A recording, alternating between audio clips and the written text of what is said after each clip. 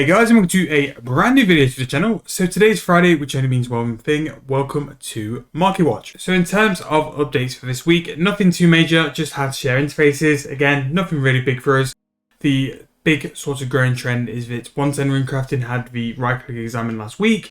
And also we know that the double XP is on its way in a couple of weeks. I think we've now got 2 weeks left till the start. So still plenty of time to gather resources and some GB.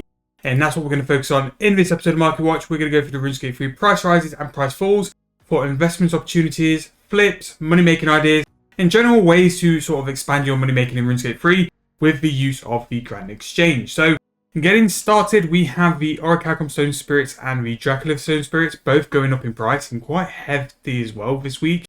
Now, we did a video a couple of weeks ago about how these Stone Spirits can pretty much make your mining fully AFK. So they are very much worthwhile using, and you will make lots of profit using those as well. Even like with the price rises, you can buy these for like 2 to 3k and still make huge profits off AFK mining. I've done it on 7-day bond for a little while and made some big profits from it as well. Acadia is now over 1,000 for a wood spirit, and it kind of makes sense because the Acadia price is really starting to get up there now as well. So very similar to the mining methods, the Acadia wood spirit will give you 2 logs rather than 1, with that wood spirit being destroyed in the process. Molten glass is up to 433. Again, it kind of makes like glass make a little bit more money than normal, but molten glass in terms of a price is still very cheap. For me, molten glass still has the possibility of going up to 800, 900 GP with much more room for that as well. Steel bars, 3.86k. Again, really good. Cannonballs are a really good price as well, so definitely keep an eye out for those. We have the Eternal Magical Logs. 4.2k currently. Really interested to see what this can do on the lead up to double XP. I really think the Mark 5 version of those bows, where you can turn them into burial armor, are going to make you some serious money. I think a lot of people will buy those for some real easy AFK fletching XP, and it's definitely something I'm going to trial on the main account either the week before double XP or during double XP as well, to show you guys the kind of XP rates you can sort of expect. Iron ore, 1.7k, very much on the charge at the minute, really expensive for what it is. I think the price of the iron bar as well went over 4k last week, so it's kind of reflecting that more than anything. Really good time to do some smithing with iron ore and mining as well. Gremor spikes, yes, they're going up, but are they ever going to go up to the heights which they used to be? Just under 100 GP now, 94 GP each. Maybe we'll see it, probably we won't, but let's see how long this rise in price lasts for. Uncut ruby again, another double XP item which is on its way up. We have 490 for the uncut ruby. Orichalcum bar, we kind of sort of guessed this a couple of weeks ago on Marketwatch, back up into the 13k now. I do expect this to go a little bit higher because, again, bar prices or prices just don't make sense. But you can always see when it's going to go up and bounce up as well. Rune bolts on the way up again. I kind of think this is due to the demand on onyx bolts and things like that. We have a spring, 3.1k now. Again, very much worthwhile selling if you've got a big stack. We have Stalker, Ripper, Gemstone Dragons in terms of the wildcard keys, as well as Edemu, Nightmare, and also Soul Devourers. The more popular Slayer monsters are going to go up in price because people can buy them and do them as a Slayer task in double XP.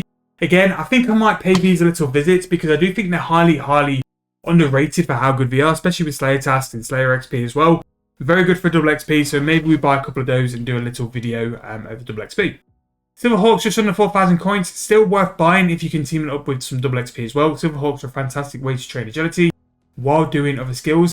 And don't forget, Silverhawk feathers, yes, you're going to buy them for 4k, but because they're going to give you double XP per feather, without actual double XP during a double XP week, if that all made sense, they are technically half price because each feather is going to give you twice the base XP before any bonus XP on top of that as well. Bronze bar, 3,000 coins each. We have Goatee Essence 2.6, Sailfish, the cook version 2.7k.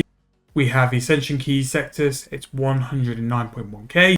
We have the Eternal Magical Shortbow Mark 5, currently 306k. I imagine this price will go absolutely bonkers. So if you do have an account capable of making these bows, definitely look at doing it. The Scrimshaw of Vampirism, just under 900,000 coins each. A really nice one for convenience and AFK-ness as well. Addy Bar, just over 6,000 coins. That is a massive price for an Addy Bar, so really high there. Fire Orb, 124. Red Spider Eggs, 154 as well. Broad Arrowhead, 68 GP each. Again, a bit of a steal there. Before a double XP, these have been well into like the 110, 120 prices, so obviously, because of all the new fletching methods, they took a big hit. But could be a very good time to start picking some up because they'll still be incredible XP. Green Dragon Hide, 608. We have a Sapphire, 426. Water Runes, 56 GP each. In Super Prayer Renewals, 35.2k each. These might be worth doing more so before a double XP, because a lot of people do use these in combination with Fortunate or some other perk. So while scaling, a lot of people do use Super Rare renewals for many numerous things. Armadillion Yellow is 12.4k, Clean Cannatine is 1.6k, and Clean Avanto over 1,000 coins, pretty high for them. Blood Reavers back up to 113k, maybe the comeback is on for this price as well. Really like to see that up in price because Blood Reavers are such a good way to make some money. Extreme Ranging 4.8k, again a bargain for an Extreme. If you are looking to make the majority of your overloads, save a little bit of costing, I would buy the Extremes just because they're so cheap at this point. It's going to save you a lot of GP in the long run if you bought them rather than make them. Orichalcum Ore 4.8k, but I'm sure that'll be a lot higher in the Grand Exchange. The Spectral Lens is 34.2 mil. Runic Katuna 260 mil, and finally the Greater Demon Wildcard is 16.9k. So again, with a lead up to double XP, no surprise to see a lot of double XP items here. We have Orichalcum bars, Adamant bars, very high in price. We're starting to have some clean herbs, again, come up in price. Broad Arrowheads, who have been pummeled by the Fletching update, they're starting to come up. Those Eternal Magical Shortbows, though, I'm going to call it now. If you can fletch those, get on them now. They're going to be the one which makes you absolute bank, because I think a lot of people are going to look at fletching as a skill. Now it's one's then to jump in and get to it now. So whether you're AFK in the magical logs or actually doing the fletching, those could be some huge things to get into. As well as Orichalcum, Dracolith, Bainite will come up in price, no doubt, and same with Necrite as well. Mining and smithing is still incredible money. So now time for price falls. Really interested to see if we've got any deals here. As always, we're going to go and skip the cosmetic stuff. But we still have the Wood Spirit, Eternal, Magic Wood Spirit, and then the U Wood Spirit on the way down as well. U Wood Spirit is very cheap for the price as well, so you can definitely make some money off that one. So the first real thing we're going to look at, which is going to be of worth, is a Crystal Skill Chomper, 3.1k there. Powerful Ghost Ink, 14.5k. We have Ceramic Scales, 11.2. Magic Frames at 72.8k is almost a price I would buy at. I think that is very cheap, but it's almost coming to the territory of that is the price of U frames. So I do think that is a very good price. Me personally, after this, I'm going to price check it on the main account, and if it's cheap enough, I'm going to buy it because it's going to be a really good AFK thing to do while I do things like 7-day bond during double XP. Rune Arrowheads 189, again on the way back down. Cannonballs going down, a little bit sad because it's really nice to see something like Cannonballs make 6 or 7 mil per hour, but 1.8k there, still a very good price, just not as good. Clean Arbok 12.4k, we have Dragon Boots 16.9, Bainite Ore 5.5k, again, could be worth stocking up because the Bainite bar price would indefinitely bounce at some point, it's just when it's going to bounce. Golden Roses on the way back down under 900k each, Mortmire Fungus 1.6k, we have White Oak at 2.7, the Super Antifier Bracket 4 30.7, Bainite bar on the way down, 12.2k. I could probably see this get to something like 11, 10.5k, and then bounce because, again, people will move into demand because that would be cheap. Grimy Tirflax, 3.6k. Mass Capability Codex, 33.4. Hardened Adamant Dragon Bones, we have 13.3k. We have the Not Skipping Ticket, 533. Adamant Ore, 1.9k. So we've just seen the price of Adamant bars. So an Adamant Ore price on the way down is a good sort of pickup. Again, check your margins and check your prices, but it could be worth picking the ore up because then you've just got to pay for the Lumite, I think it is. I don't think it's coal anymore. Hellfire Metal, 11.5k. We've seen binding contracts on the way up, so that could be a good one to pick up as well. The Sash Brush is on its way down, which I'm very much surprised about. 195 mil for the Sash Brush is a very good price. Potion Flasks, 11.7k. We've said this before. Potion Flasks will hit a threshold where they get too cheap, and as a result, they go up as well. For me, I'd probably keep an eye on it, but I'd put a Grand Exchange offer in for 10.5k. for Potion Flasks and see if they pick up. Coconuts, this is a good one to look into if you want to convert it into coconut milk. Again, you can make a lot of GP from that as well. One of the easiest money makers you can ever look to do, and there's a good chance that will still be working. A teak frame is 43.3k, and we have lava, smoke, and dust runes all on the way down.